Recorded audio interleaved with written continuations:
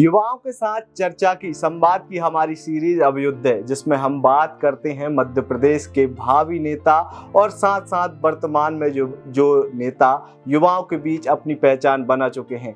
इस खास सीरीज में हमारे साथ एक खास शख्सियत मौजूद हैं जो कि पूर्व में पत्रकार भी हैं और वर्तमान में भाजपा की एक कद्दावर प्रवक्ता, जिन्हें जो मीडिया से जुड़े हुए लोग हैं, जो राजनीति को पसंद करते हैं, ऐसा शायद ही है मध्य प्रदेश में कोई व्यक्ति हो जो पहचानता ना हो। हमारे साथ हैं भाजपा की कद्दावर प्रवक्ता नेहा बग्गा जी। नेहा जी, आपका बहुत बहुत स्वागत है हमारी इस खास सीरीज में।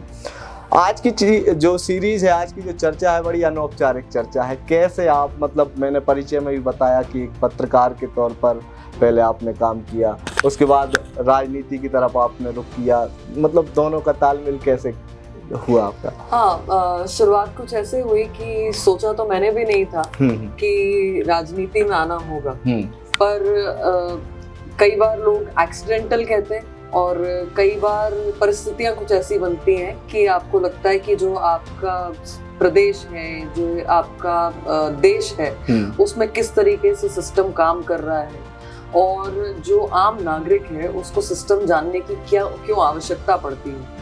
तो इस तरीके से एक मेरी भी शुरुआत हुई। हालांकि स्वप्न तो देखा था एयर होस्टेस बनने का, उसकी तैयारी भी करी, इंटरव्यूज भी दिए, सिलेक्शन भी हुआ, पर कहीं परिवार की सहमति नहीं बनी, क्योंकि एमिरेट्स एयरलाइंस में जो सिलेक्शन हुआ था मेरा, उसमें फैमिली को लगा कि नहीं, अरब कंट्री की तरफ नहीं भेजना है। तो वहाँ से ग्रेजुएशन जो मैंने है पत्रकारिता में किया और उसके बाद कई जो राष्ट्रीय चैनल्स हैं उनमें जाकर काम किया।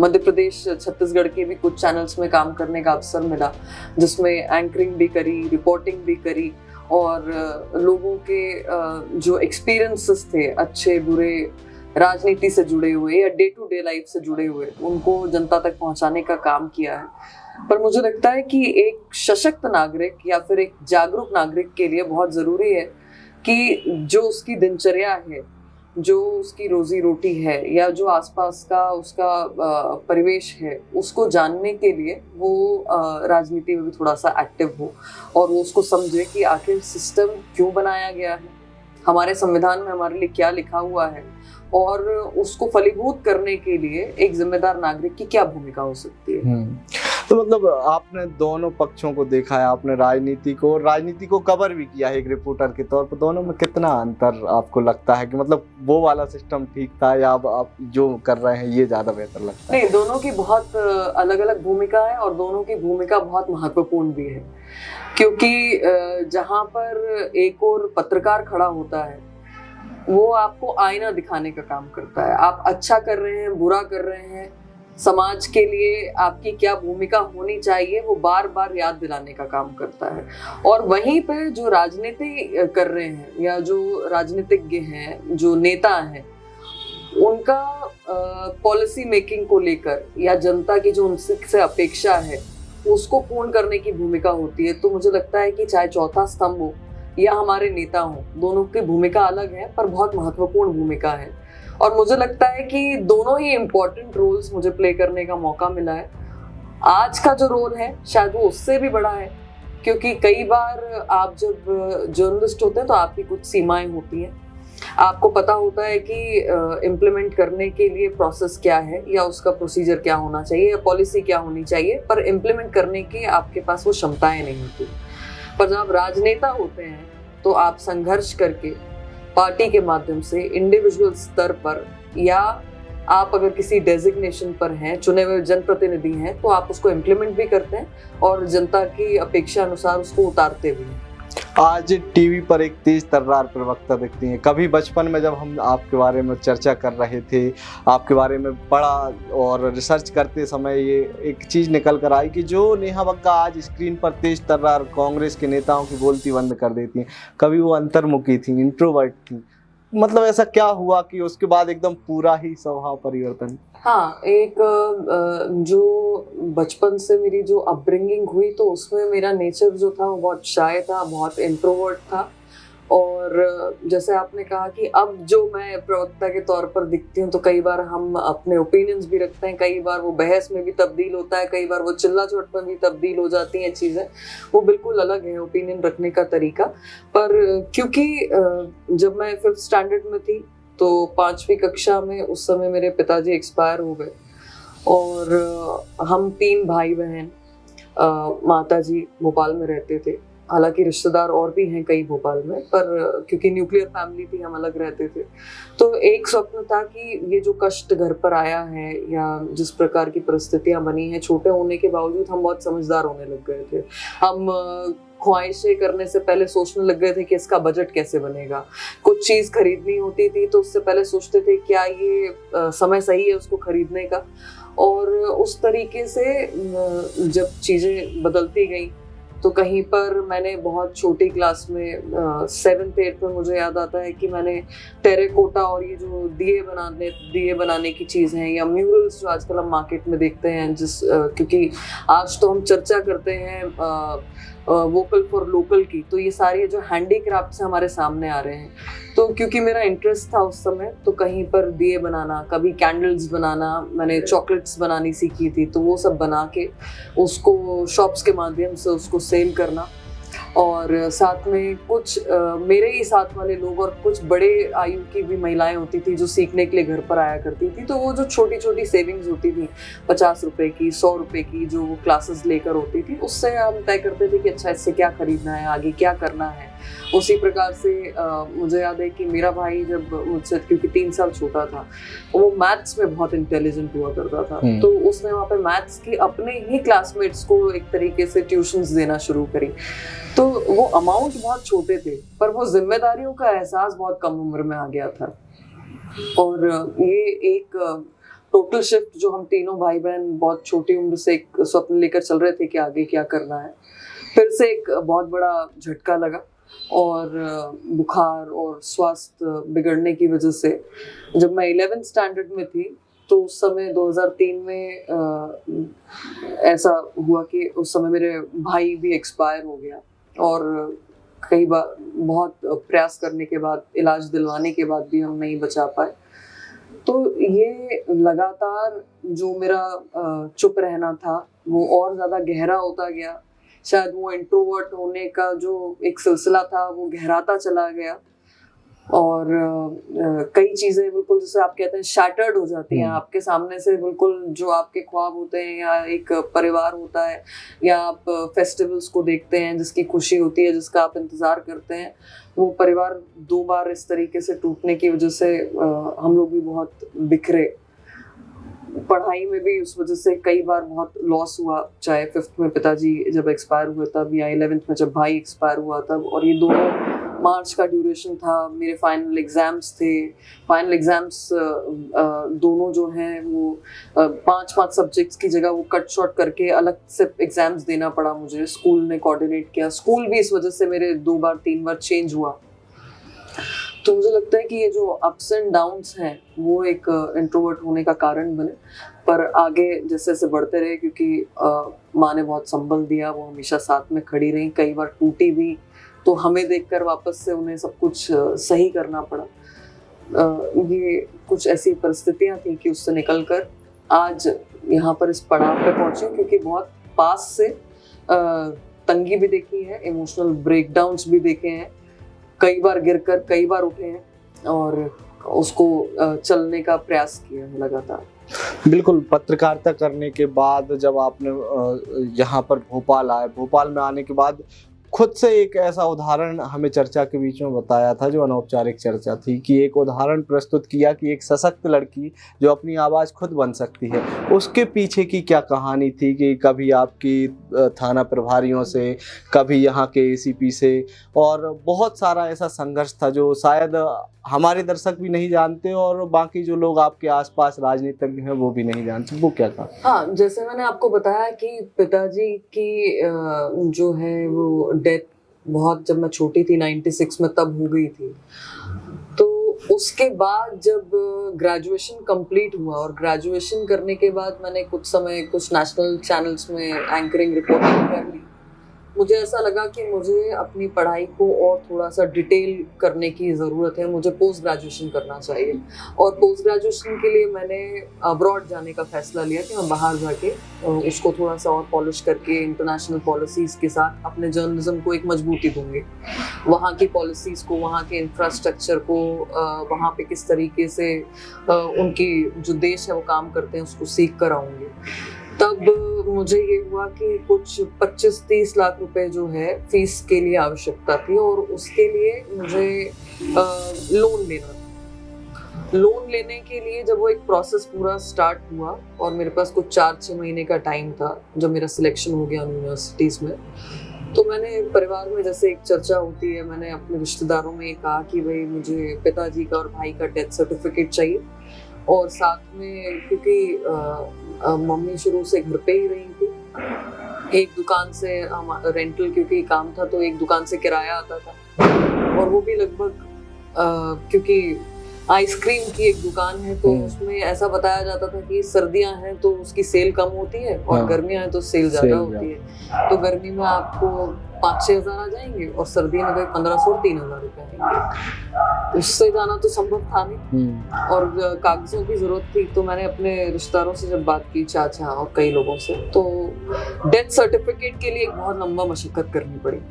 पिताजी और भाई के डेथ सर्टिफिकेट लेने के लिए एक ने कहा एक के पास है, दूसरे ने कहा दूसरे के पास है। अंततः कुछ लोगों से चर्चा हुई तो उन्होंने मुझे बताया कि आप नगर निगम में कैसे जाके अप्लाई कर सकते हैं। तो वहाँ से मैंने उसकी शुरुआत करी।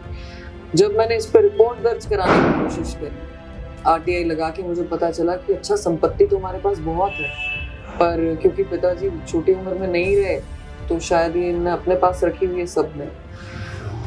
तो जब उसकी शुरुआत हुई तो मैंने उस समय डीजीपी की जन सुनवाई होती थी, आईजी की जन सुनवाई होती थी पुलिस हेडक्वार्टर्स और पुलिस कंट्रोल रूम। लगभग 6 महीने के आसपास मैं सुबह से रात तक अपनी माताजी के साथ वहाँ थाने में बैठने का एक सिलसिला चालू होता था।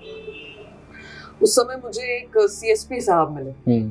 वो सीएसपी साहब ने मुझे पूछा कि आप क्या करती हैं? तो मैंने कहा कि प्रोफेशनली मैं जर्नलिस्ट हूँ, पर अभी क्योंकि आगे पढ़ना चाहती हूँ तो एक ब्रेक लिया हुआ है बीच में, और अगर आप मेरी सहायता करेंगे तो मैं अपने प्रॉपर्टी के कुछ कागज ले पाऊंगी और जो लीगल फाइट है अपनी स्ट्रॉन्ग कर सकूंगी। तो जो भी उनका माइंडसेट था, या हम जो कहते हैं कि कई बार प्रभाव में कुछ लोग आ जाते हैं, कई बार संबंध निभाने में लग जाते हैं, तो जो भी उनका माइंडसेट रहा हो, उन्होंने मुझे बहुत अजीब तरीके से कहा कि अच्छा तो पत्रकारिता का डर दिखा रही हैं आप मुझे। तो मैंने कहा कि आपने मुझसे पूछा था, मैंने तो अपना परिचय भी नहीं दिया।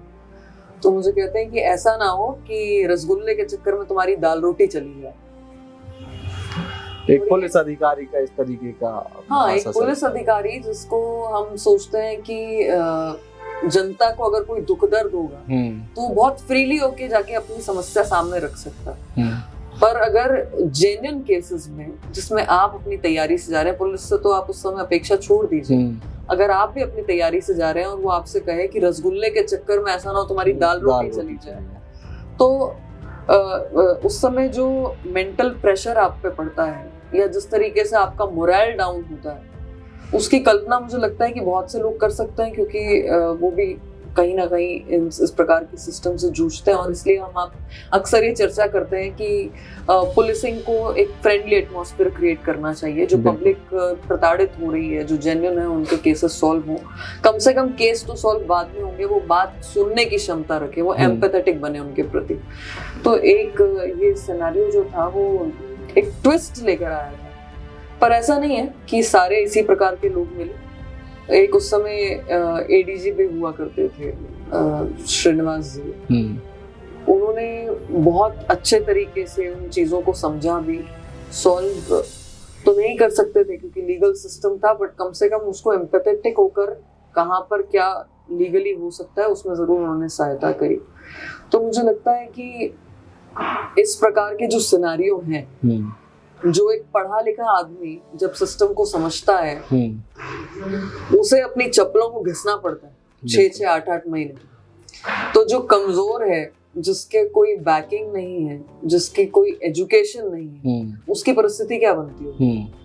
और वहीं से मुझे ऐसा लगा था कि सिस्टम के चेंज के लिए सिस्टम में आपका होना बहुत जरूरी है, और कम से कम बहुत ज्यादा नहीं तो आप इतना कर सकते हैं कि आपकी क्षमता अनुसार 2 4 6 लोग जो भी आपको दिन में मिलते हैं उनकी आप कहीं ना कहीं सहायता कर सकें। बिल्कुल, आपने शुरुआत में हमें बताया कि आप एयर होस्टेस बनना चाहते थे, लेकिन परिवार के कारण कहीं ना कहीं वो नहीं, फिर आपको क्यों लगा कि मुझे पत्रकार बनना चाहिए?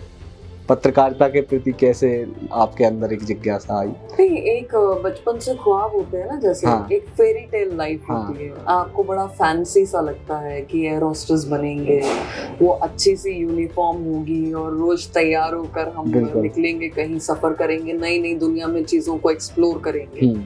और उस एक्सप्लोरेशन के लिए, क्योंकि मेरा इंटरेस्ट नए नए लोगों से मिलने में है, आज भी मुझे बहुत अच्छा लगता है कि मैं नए लोगों से मिलूं भी, उनको जानूं भी, उनसे ज़्यादा से ज़्यादा चर्चा भी करूं और आजीवन के लिए उनसे एक रिश्ता जुड़ जाए, उनसे संपर्क बना रहे। तो ये एक फैंसी वर्ल्ड था वो एयर होस्टेस वाला। और पत्रकारिता मुझे लगता है कि एक जिम्मेदार नागरिक होने की पहचान है। मुझे जो मैंने पूर्व में भी कहा कि हम जब अपने आसपास की चीजों को समझना चाहते हैं तो वो पत्रकार है जो आपको असली आईना दिखाता है, आपका अच्छा भी दिखाता है, और जब आप गलत करते हैं तो उसमें आपकी बुराई भी दिखाता है। तो पत्रकारिता में जाने का मुख्य कारण यही था कि सिस्टम जैसे जैसे हम बड़े होते हैं, कई चीजों को सामने आती हैं, कई चीजों से हम जूझते हैं, कुछ चीजें समझ में आती हैं, कुछ समझ में नहीं आती। तो मुझे लगा कि लोगों की आवाज बनने के लिए इससे अच्छा माध्यम कोई नहीं हो सकता।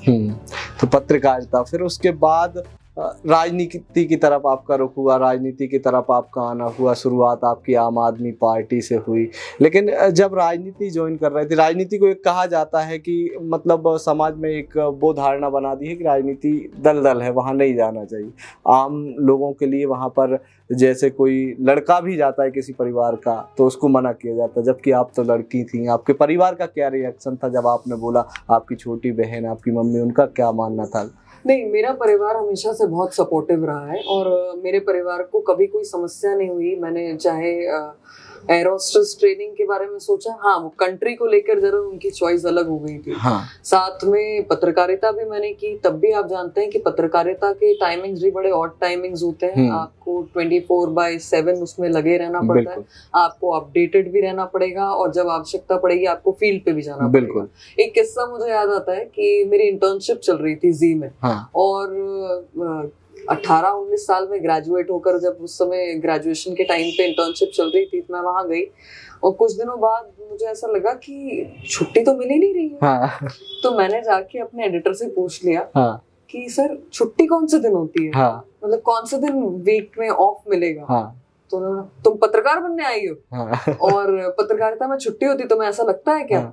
यहाँ कोई छुट्टी नहीं होती है, जब तक काम खत्म नहीं होता तब तक आपको यहाँ पर रहना है और आपकी जो स्टोरीज डे टू डे की फिक्स हो रही हैं आपको उतनी फाइल करनी है। तो एक जो जिम्मेदारी का बोध होता है और एक जो लेजर लाइफ जो युवाओं के दिमाग में होती है, पत्रकार उससे कोसों दूर है। बिल्कुल, उसका लाइफ स्ट्रगल जो है वो 24 घंटे चलता रहता है। वो सो भी रहा तो मुझे लगता है कि दिमाग में स्टोरीज चलती रहती है। तो इस प्रकार के कई सारे एक्सपीरियंसेस पत्रकारिता के समय होते थे। और अब राजनीति में आने के बाद तो मुझे लगता है कि जहाँ हम 24 घंटे की बात कर रहे थे, यहाँ तो 365 दिन आपको इंगेज रहना है। आपको लगातार जनता के टच में रहना है, आपको लगातार उनके लिए विचार करना है, उनके समक्ष बने रहना है। तो ये दोनों लगभग एक जैसी चुनौतियों वाली दोनों स्ट्रीम्स हैं। बाकी जो ये सिस्टम से आने की प्रक्रिया चालू हुई, तो एक तो मैंने आपको CSP साहब की कहानी बताई। एक और मुझे महाअनुभव मिले जब मैं अपने डॉक्यूमेंट्स को लेकर उसकी एंट्री करवाने के लिए गई कि मुझे इसकी एंट्री कर दीजिए। तो उन्होंने मुझे कहा कि क्या प्रूफ है कि तुम जिन्हें माता पिता बता रही हो तुम इन्हीं की संतान हो? मुझे सुन के बहुत आश्चर्य सा लगा। मैंने कहा, एक जिम्मेदारी सरकारी पद पे बैठा हुआ व्यक्ति, मैं अपनी संपत्ति में कहीं पर अगर नामांतरण करने की बात करती हूँ तो वो मुझे इस तरीके से ह्यूमिलेट करे, तो मैंने बहुत मासूमियत से, क्योंकि उस समय कुछ समझ तो थी नहीं, तो मैंने कहा कि सर अगर यही सवाल आपसे किया जाएगा कि आप प्रूफ कर सकते हैं कि आपके जो माता पिता हैं आप उन्हीं की संतान हैं, वो बौखला गए, वो बौखला के तमतमाने लगे क्योंकि उनका स्टाफ वहीं पर था। जिस व्यक्ति ने मुझे ये कहा उसे उस समय ये चीज बुरी नहीं लगी, बिल्कुल, पर जब मैंने पलट कर पूछ लिया तो वो तमतमा गया व्यक्ति, और उन्होंने मुझे मानहानि का एक 10,000 रुपए का कोर्ट के माध्यम से नोटिस भिजवा दिया घर पे। 4-6 दिन के बाद वो नोटिस आया तो नोटिस लेके मैं फिर से वापस कार्यालय गई। हाँ। और मैंने कहा कि सर आप तो इतने बड़े पद पर बैठे हैं, आप अपना मूल्यांकन जो आप भाषा का इस्तेमाल करते हैं और उस भाषा के साथ में मुझे लगता है कि आप शायद अपना मूल्यांकन ये 10,000 का ही करते हैं। तो उन्हें और बुरा लगा। पर सवाल ये था कि अगर मेरी कोई लीगल सिस्टम में कोई फाइट चल रही है और मैं जेन्युइन हूँ, मेरे पास सारे कागज हैं, तो ये आलस इनका कारण है या ये भ्रष्ट हैं या इनके दिमाग के पीछे का जो भी सिनेरियो है। उस समय फिर एक व्यक्ति मुझे ऐसा मिला जिसने इस परिस्थिति को समझाई। जब ये कोर्ट में मैटर गया, कोर्ट में जाने के बाद जब उसकी पहली पेशी थी, वो जज ने देखा कि एक लड़की खड़ी हुई है जो स्कूल कॉलेज जैसी कुछ लग रही है और ठीक ठाक फैमिली से है। जज साहब ने मुझे कहा कि बेटा आप यहाँ कैसे? तो मैंने कहा कि इन्होंने मुझे कहा कि आप प्रूफ करिए कि आपके जो ये माता पिता हैं आप उन्हीं की संतान है। तो मैंने भी उनसे वही पूछा कि आप कैसे करेंगे सर? उस जज ने उस बात को समझा भी, वो गंभीरता में भी गए और गंभीरता में जाने के बाद उस व्यक्ति को फटकार भी लगाई और फटकार लगाने के बाद उस पर पेनल्टी भी लगाई। तो कहने का तात्पर्य यही है कि जहाँ अच्छे लोग हैं वहाँ पर कुछ बुरे भी। हाँ। पर संख्या अच्छे की ज्यादा है। बिल्कुल। तो शुरुआत आपकी कुछ इसी तरीके के संघर्षों से हुई है, उसके बाद आपने कोर्ट कचहरी और मतलब एक सामान्य लड़की का जीवन नहीं हो सकता ये कि एक बच्ची जिसको कभी आपने ख्वाब देखे थे कि वो एयर होस्टेस बनेगी, फिर उसके बाद उसने जिम्मेदारियों को देखते हुए पत्रकारिता को चुना, फिर राजनीति की तरफ रुख किया। तो ऐसे में आम आदमी पार्टी का चयन 2017 की अगर हम बात करें तो उस टाइम पे आपने आम आदमी पार्टी ज्वाइन की थी क्या? अंकित जी, ये सिर्फ मेरी बात नहीं है, यह एक नेहा बग्गा की कहानी नहीं है। अन्ना आंदोलन जो था वो इस देश में टर्निंग पॉइंट था। और जिन अधिकारियों की मैं बात कर रही हूँ या जिन अलग अलग सिस्टम में बैठे हुए कर्मचारियों की बात कर रही हूँ या कुछ ऐसे राजनेताओं की बात कर रही हूँ, उन्होंने जिस तरीके से भ्रष्टाचार का अड्डा बना दिया था या जो वो मोटी चमड़ी के बनकर बैठे हुए थे, देश को उम्मीद थी कि अन्ना जी के नेतृत्व में जो आंदोलन शुरू हुआ है उसमें ये देश जो है इन सब चीजों को खत्म करके कहीं आगे निकलेगा, एक अच्छी परिकल्पना करेगा, जो सोने की चिड़िया हम थे उसको वापस से अचीव करेगा और एकजुट होकर हम निकलेंगे। पर अफसोस की बात यह है कि वो आंदोलन जिसमें कई सारे युवा मेरी तरीके जो भोपाल से थे, दिल्ली से थे, जालंधर से थे, देश के हर कोने से थे और देश छोड़ दीजिए जो भारतीय विदेशों में रह रहे थे वो भी वापस आ गए थे। और जितनी कमाई थी, जिसकी जितनी कमाई थी, क्योंकि मैंने भी उससे पहले नौकरी करी थी, नौकरी करके मैं ये अन्ना आंदोलन आया और उससे जुड़ गई। तो मेरे जैसे कई लोगों ने उनकी जो सेविंग्स, पर्सनल सेविंग्स थी, वो सब लगाकर नीचे जमीन पर गद्दा लगाकर सोते थे। सुबह से निकलते थे और एक सैलाब था जो उमड़ता था। बिल्कुल। सब एक साथ निकल कर आते थे, ना दिन देखते थे, ना रात, ना काम देखते थे, ना घर, सब छोड़कर उनमें बस एक जुनून जज्बा था कि इस देश में जो ये पूरा सिस्टम करप्ट हो गया है उसको हम कैसे बदलेंगे, उसमें वापस से उसको री एनर्जाइज कैसे करेंगे। और जो आज का युवा है जिसने हर स्तर पर अपने माता पिता से सुना है कि अच्छा फलानी जगह गए तो 50 रुपए देने पड़े, उस जगह गए तो 100 रुपए देने पड़े, और जितना छोटा काम और जितना बड़ा काम उतनी बड़ी राशि उतनी छोटी राशि। बिल्कुल। उस सिस्टम के शिफ्ट के लिए एक अपेक्षा, एक आकांक्षा बनी थी। पर जब वो पार्टी बनती है, पार्टी बनने के बाद भी जब वो युवा जुड़ा रहता है और एक एक करके उस पे ट्विस्ट आते हैं, एक एक करके उस पे गुलाटियां पलट जो है आप अपनी बातों से पलट जाते हो, तो वहां पर उसके स्वप्न टूट जाते हैं क्योंकि उसने अपने करियर की चिंता नहीं करी, उसने अपनी जॉब छोड़ दी, उसने अपने परिवार की चिंता नहीं करी, उसने माता पिता भाई बहन या उसका परिवार आगे कैसे बढ़ेगा, विवाह शादी करके उसे क्या सेटल करना है आगे, उसके बारे में नहीं सोच रहा था। वो आया था देश के लिए कुछ करने के लिए और उसकी कोई अपेक्षा नहीं थी उसने कभी विचार नहीं किया था कि आंदोलन कभी पार्टी में तब्दील हो जाएगा। पर आपने देखा, गाड़ी नहीं लूंगा, गाड़ी आ गई। सिक्योरिटी नहीं चाहिए तो लाल लश्कर आजकल साथ में चलता है। बंगला नहीं लूंगा तो आज बंगले में 2 करोड़ का स्विमिंग पूल है। और जितनी चीजें, उन सब पे एक एक कर ट्विस्ट, वापस से आप जो है 360 डिग्री टर्न हो जाते हैं। और उसके साथ फलाना भी भ्रष्ट है, ये भी भ्रष्ट है, ये भी भ्रष्ट है, वो भी भ्रष्ट है। मुझे बता दीजिए, एक पर भी केस चला लिया, उल्टा जाके हाथ जोड़कर माफी मांगी। बिल्कुल।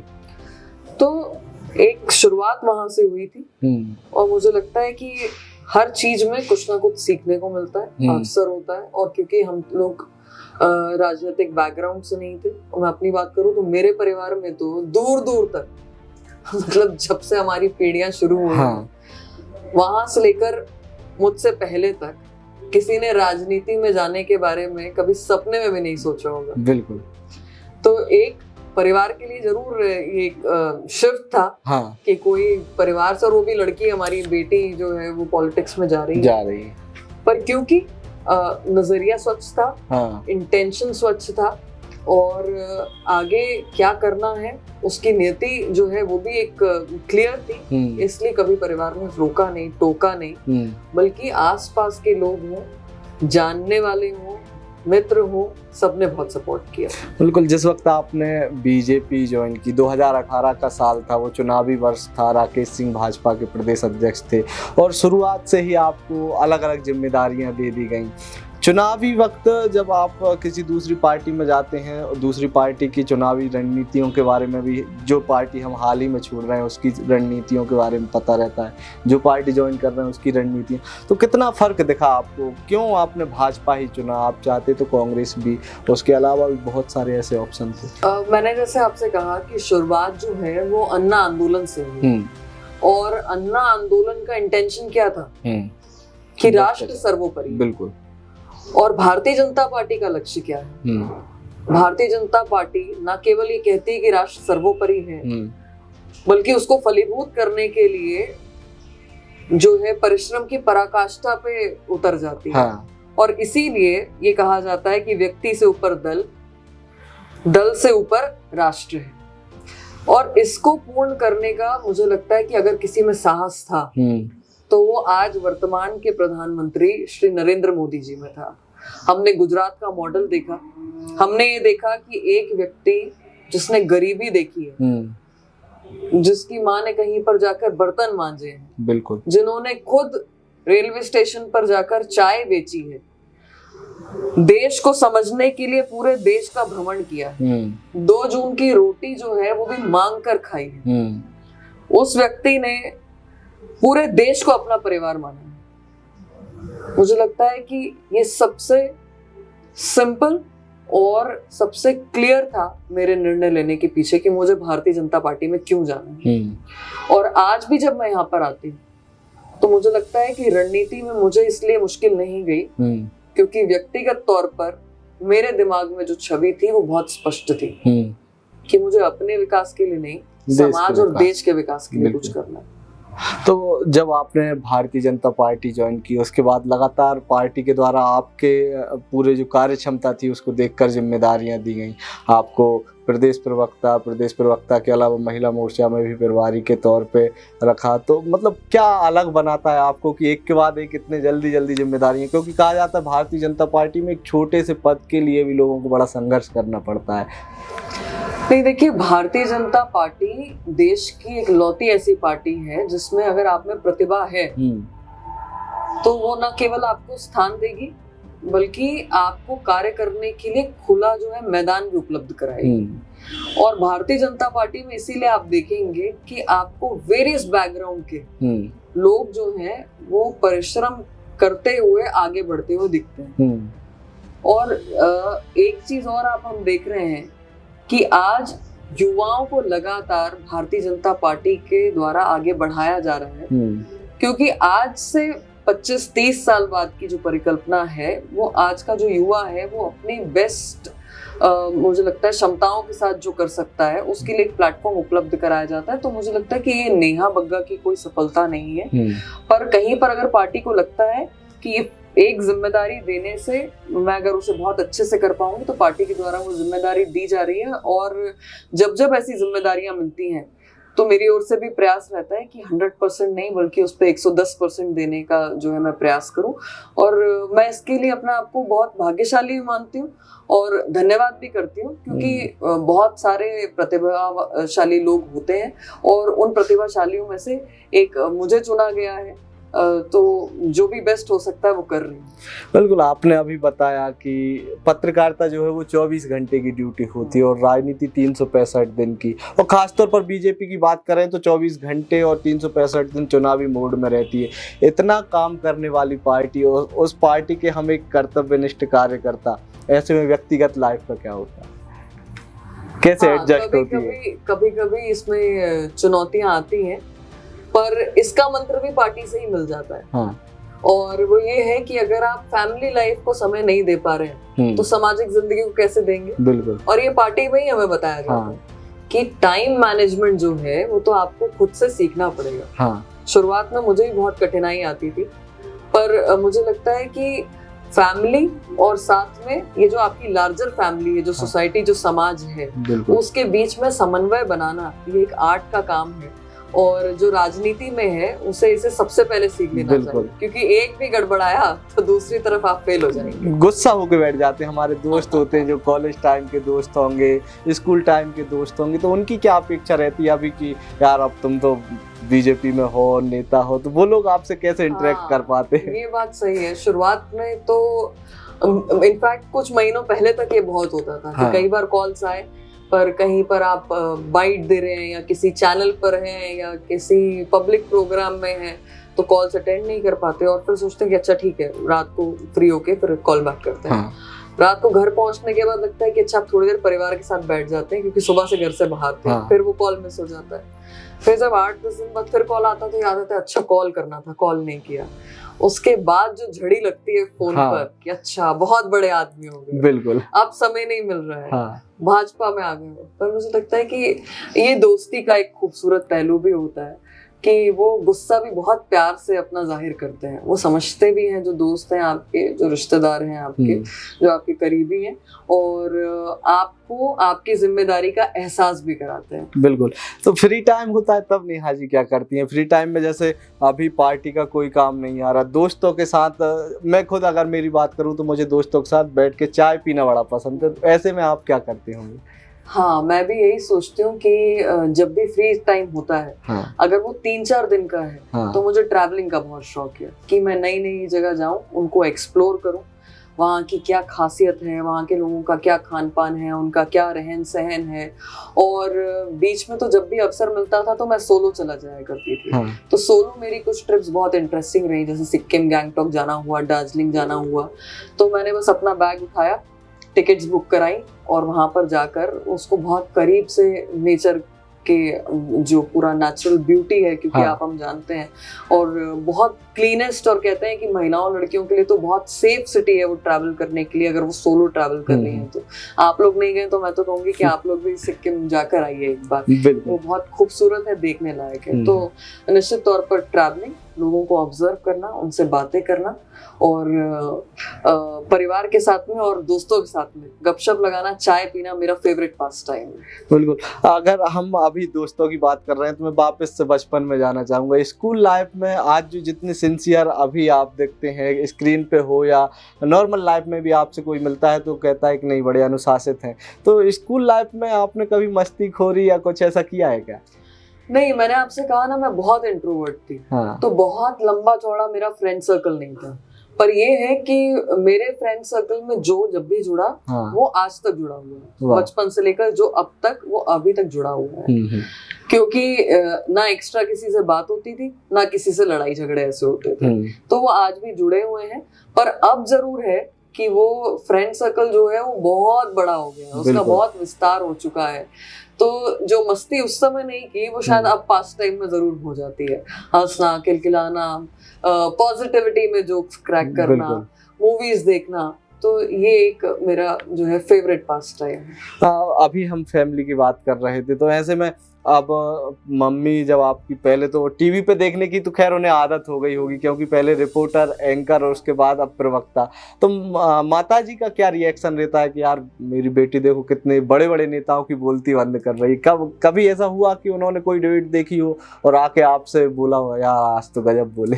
कई बार ऐसा होता है अब कि डिबेट चल रही होती है, वो घर पे टीवी पे देख रही होती है, तो वापस आने के बाद वो मुझे करेक्ट करते हैं, तुमने ये ठीक से नहीं बोला था, इसका जो प्रोनाउंसिएशन है ऐसे होता है हिंदी में। अरे वाह। तो वो करेक्शन का जो है, हाँ। वो आजकल इतना ध्यान से सुनती है कि वो आने के बाद बताती है कि इसको ऐसे करा जा सकता था। अरे वाह। एक चीज होती है कि जब हम प्रवक्ता होते हैं तो आसपास के जो आपके लोग होते हैं, आप कई बार एग्रेशन में चिल्लाने लग जाते हैं, तो आपसे कहते हैं कि वाह क्या बढ़िया बोला आप, कितना अच्छा बोला आपने कि आपने उसकी बोलती बंद कर दी। पर घर जाने के बाद वो टोटल डिफरेंट होता है। हाँ। घर जाने के बाद मम्मी या छोटी बहन ने अगर देखा होता है, हाँ। तो मुझे कहता है क्या जरूरत है इस प्रकार से चिल्लाने की, जो परिवार में बैठे हुए लोग हैं, जो अपना कीमती समय दे रहे हैं, वो आपको चिल्लाता हुआ नहीं देखना चाहते, उनका समय बर्बाद होता है, उन्हें कुछ समझ में नहीं आता। तो कई बार परिवार से हम सीखते हैं कि क्या जरूरी है।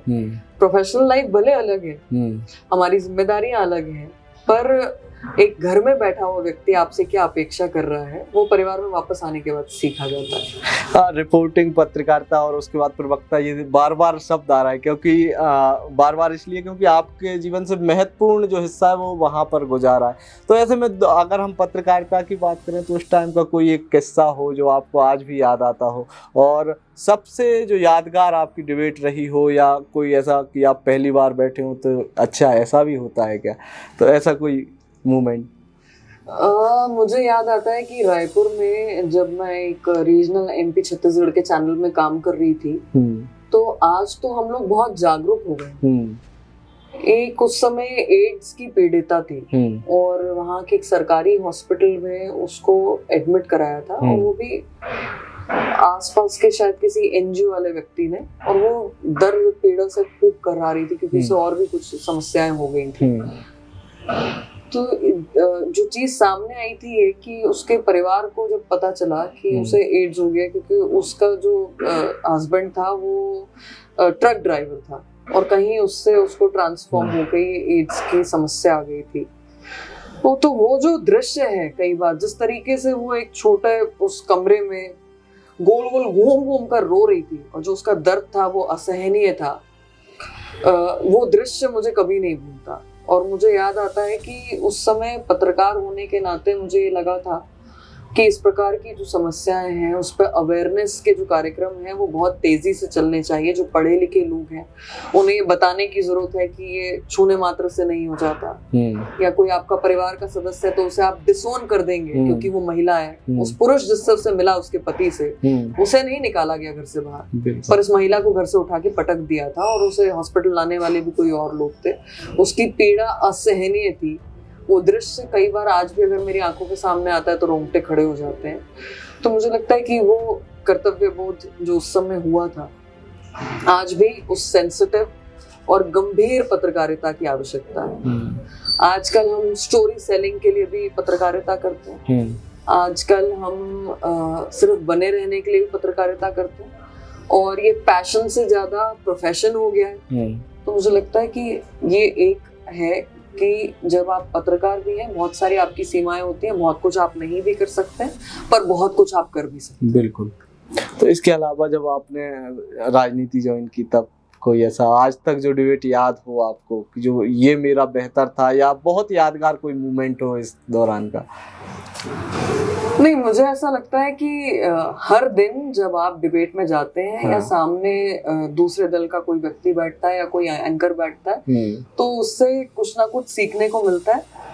पर कई बार डिबेट जब हम घर पे बैठकर देखते थे कि किसी के ऊपर गिलास से पानी फेंक दिया, कहीं पर चप्पल चल गई, कहीं पर जूते चल गए, तो मुझे लगता है कि ये जो इतना असहिष्णु हो जाते हैं, इतना पर्सनल हो जाते हैं, वो पर्सनल होने की आवश्यकता नहीं होती है, क्योंकि व्यक्तिगत आपकी किसी से कोई लड़ाई झगड़े नहीं है, विचारधारा अलग अलग है और उसको कॉम्पैक्ट और सेंसिबल बनाए रखने के लिए आपकी रिसर्च और आपके फैक्ट्स सही होना जरूरी है। बिल्कुल, टीवी पे जो लोग देखते हैं उन्हें ये लगता है कि इनकी तो जैसे स्क्रीन पे तलवारें चल रही हैं। हाँ। वैसे तो क्या अलग रहता है आप लोगों का जब प्रवक्ता डिबेट से उठकर जाते हैं तो उसके बाद का क्या रिएक्शन रहता है आप लोगों को मिलने करने का? नहीं, देखिए, एक बहुत अच्छा मिलनसार सा पूरा वहाँ पे एटमॉस्फेयर होता है डिबेट शुरू होने से पहले भी और खत्म होने के बाद भी, क्योंकि उसके बाद अक्सर कोविड में तो ये मिलना जुलना बैठना बंद हो गया था, क्योंकि हम लोग अपने घर से स्काइप से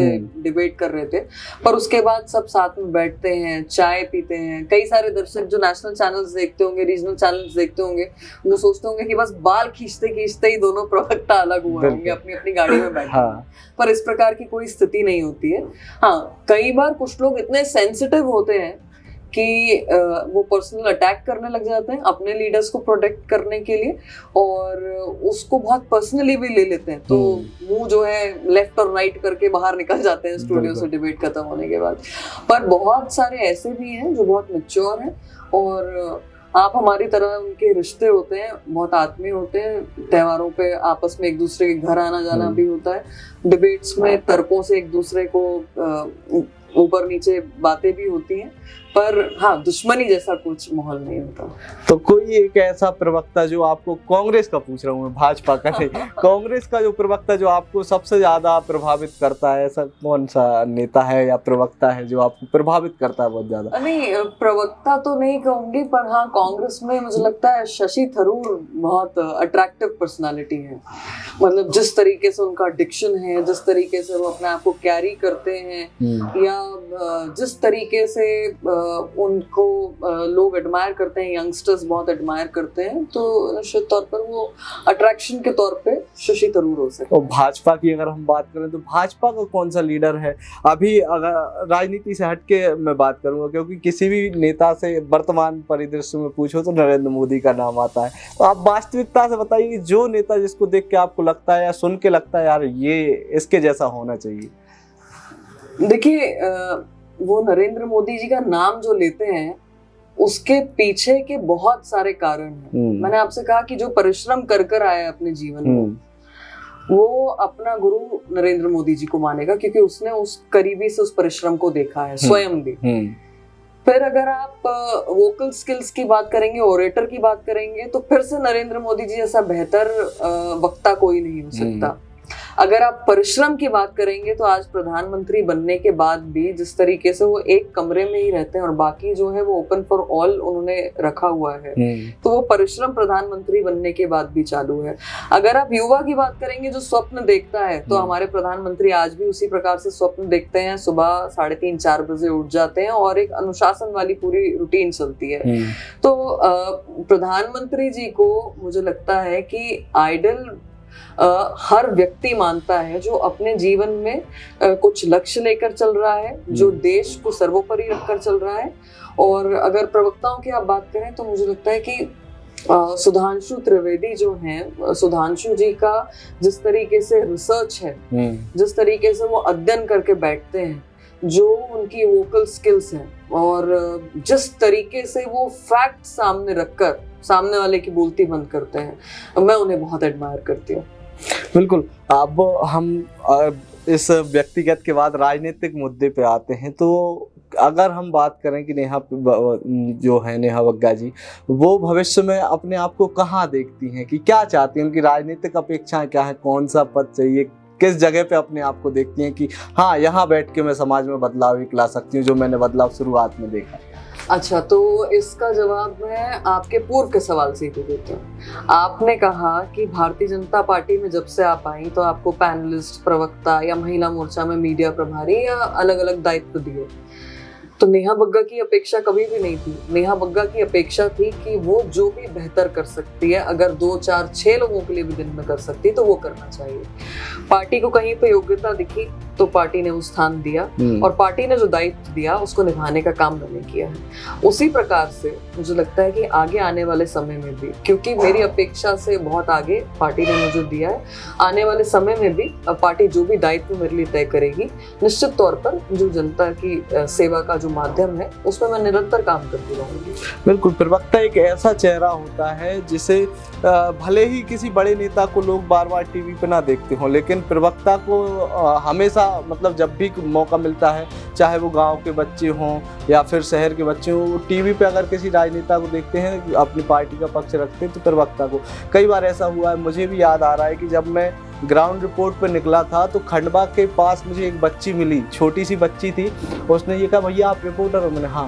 कहले आप टीवी पे आते हो? मैंने कहा टीवी पे तो नहीं, लेकिन मैं तो कहले वहाँ पे वो जो बीजेपी की एक दीदी है उसने आपकी बाकायदा फोटो दिखाई मुझे कि इनसे कभी आपका मिलना हुआ है। तो ऐसी छोटी छोटी बहुत सारी बच्चियाँ होंगी, वो तो एक उदाहरण है जो आपके जैसा बनना चाहती हैं, जिन्हें प्रवक्ता राजनीति में ना जाना हो लेकिन कहीं ना कहीं राजनीति के प्रति उनकी जागरूकता है। तो ऐसी बच्चियां, लेकिन क्योंकि गांव में एक धारणा होती है कि राजनीति तो दलदल है और खास तौर पर बच्चियों को राजनीति में कोई नहीं भेजना चाहता, तो ऐसे लोगों के लिए क्या संदेश है और उन बच्चियों को आगे लाने के लिए यदि आपको मौका मिले तो? नहीं, देखिए, सबसे पहले तो मैं इस बात से बहुत डिफर करती हूँ आपकी कि राजनीति दलदल है।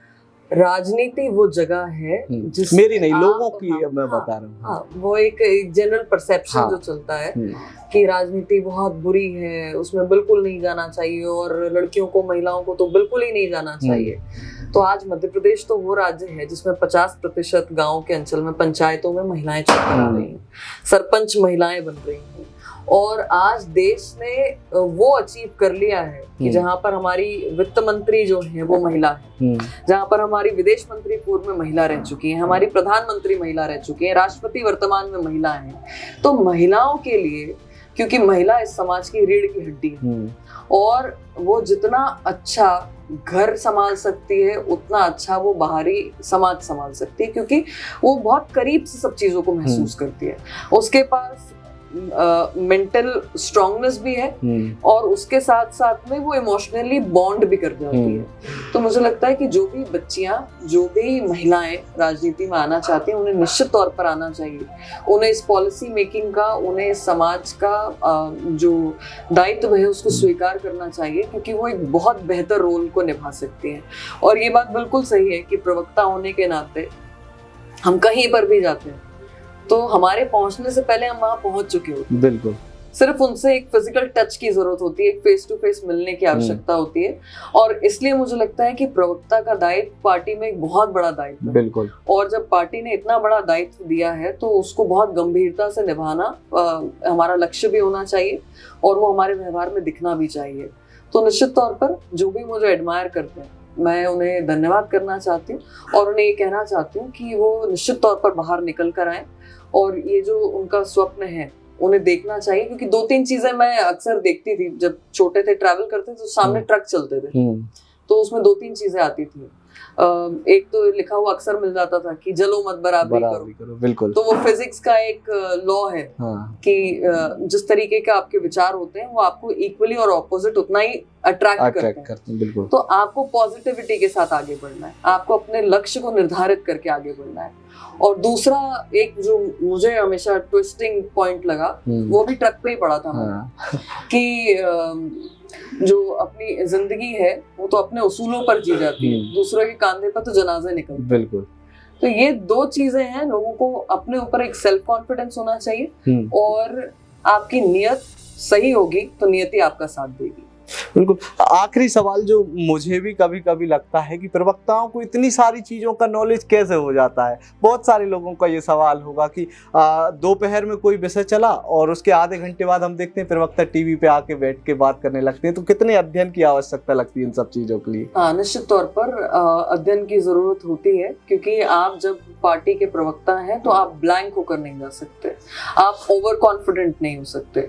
और ये जिम्मेदारी और दुगनी हो जाती है जब आप उस पार्टी के प्रवक्ता हो जो पार्टी सरकार में भी होती है। तो रिसर्च के लिए जो कई बार टॉपिक्स बहुत अलग अलग होते हैं और मुझे लगता है मास्टर इन ऑल ट्रेड्स तो नहीं हुआ जा सकता, पर कम से कम बेसिक और सही नॉलेज होने की बहुत आवश्यकता है। तो कई बार मैं बहुत सारे एक्सपर्ट से बात भी करती हूँ। कई बार जो विषय के विशेषज्ञ होते हैं उनसे पूछती भी हूँ कि इसका सही पहलू क्या है।